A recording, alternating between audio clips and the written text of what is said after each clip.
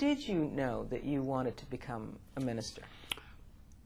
I was about 17, and the urge, it wasn't no voice spoke to me, but it was such an urge that it became almost like a burden. And one night, every second Sunday at my home church, Mount Pleasant, where my dad was young adult night, and they had musical. And one of the second Sundays, I got up to sing. And instead of singing, the confession to preach came out of my mouth. I had no control of it, none. I said, the Lord has called me to preach, and that's what I'll be doing. And I'm desirous of your prayers. And my mother just wept. She said, I always knew you would. I don't know what you were waiting for. And she wept. And I preached my introductory sermon, whenever it was. The minister who mistreated us was finally booted out of the church. And they got another minister. And he embraced me. And he was also quite ill, Reverend Mattison. And just a wonderful guy. He was at the church 9 months. And the night of my introductory sermon, his wife asked me to stop by the hospital on the way to the church. It was a Monday night. In those days, new preachers couldn't preach from the pulpit. You had to preach on the floor. You could not go up in the pulpit. You had to.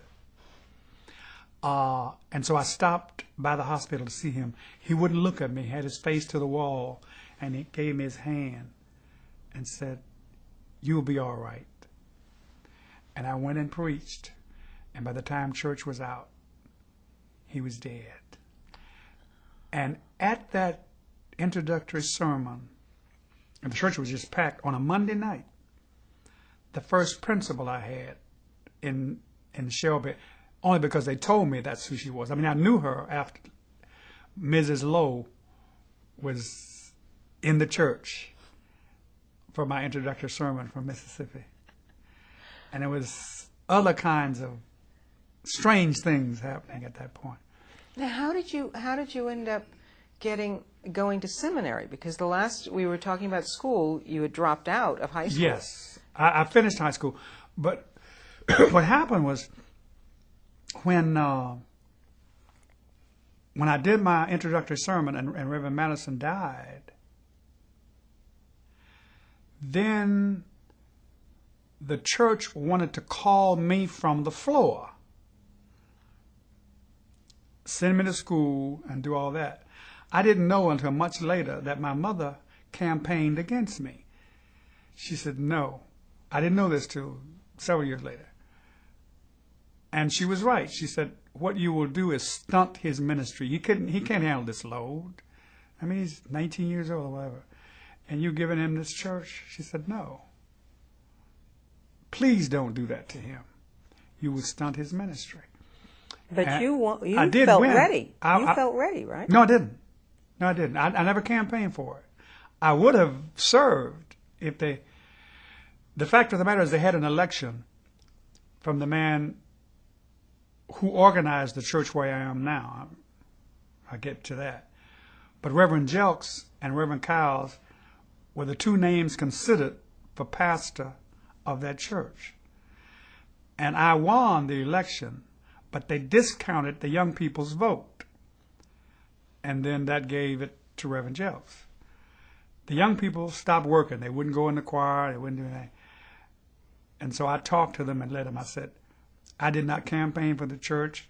I want the Lord's will to be done, and I think this is his, I'm sure this is his will, and I think you ought to be getting back, in the choir and doing what you're supposed to do. When you were, you were saying that your father's church, the people at Mount Pleasant, they were interested in having you take on the ministerial role when you were around 19 years old. Mm-hmm. Did you have any misgivings in terms of, are they looking for my father in me?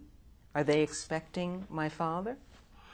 No, I didn't, but I did kind of think the vote had something to do with the Kyle's experience already.